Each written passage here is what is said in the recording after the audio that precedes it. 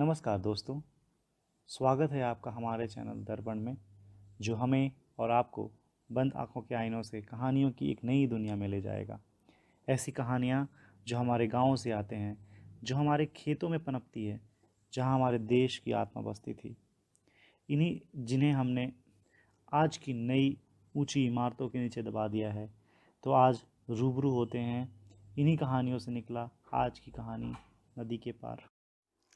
आज और दिनों की तरह सूरज आसमान में आक्रोश में था। गांव के दो बुजुर्ग अपनी बूढ़ी आंखों से अपनी सूखे खेत की तरफ देख रहे थे। उनमें से एक ने कहा, कभी यहाँ इन दिनों हरियाली हुआ करती थी, बस आज सूखे पीले घास हैं। सूखी घास मानो पीली चादर उड़कर कफन की तरह खेत में बिछी हुई है। आज फिर बादल नहीं आएंगे। दूसरा कहता है, पहले गांव में कितनी चहल पहल थी, कल घीसू भी चला गया।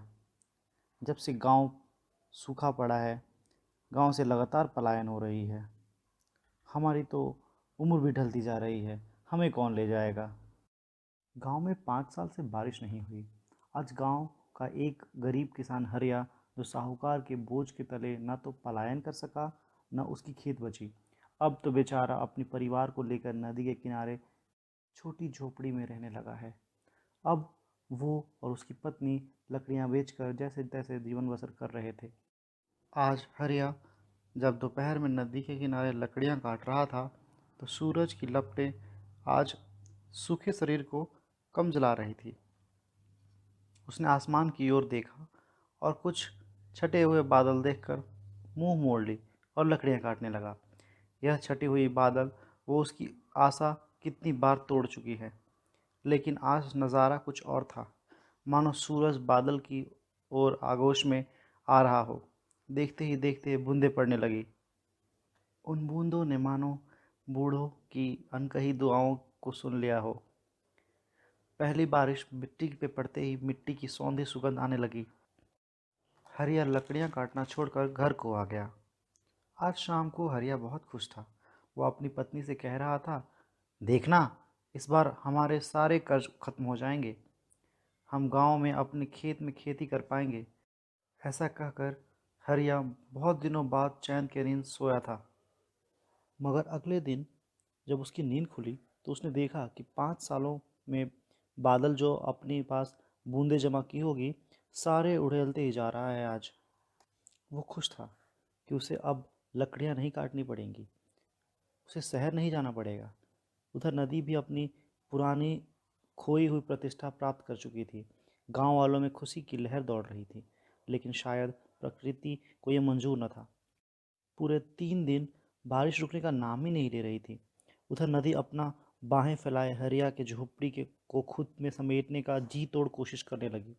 नदी के ऊपर जर्जर पुल भी अब नदी में डूब रहा था।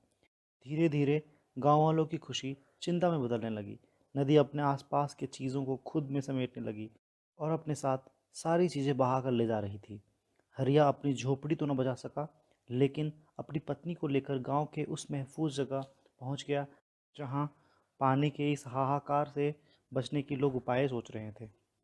हफ्ते बाद बारिश खत्म हुआ, लेकिन हरिया के पास जमा पूंजी में कुछ न था। खेत साहूकार ले चुका था, अपनी झोपड़ी बाढ़ में बहा ही चुका था। अब ले देकर हरिया के पास एकमात्र सहारा साहूकार ही था। जब उसने साहूकार से अपने खेत में काम के लिए बात की, तो साहूकार उसे ज़मीन और पैसे देने से साफ इनकार कर दिया।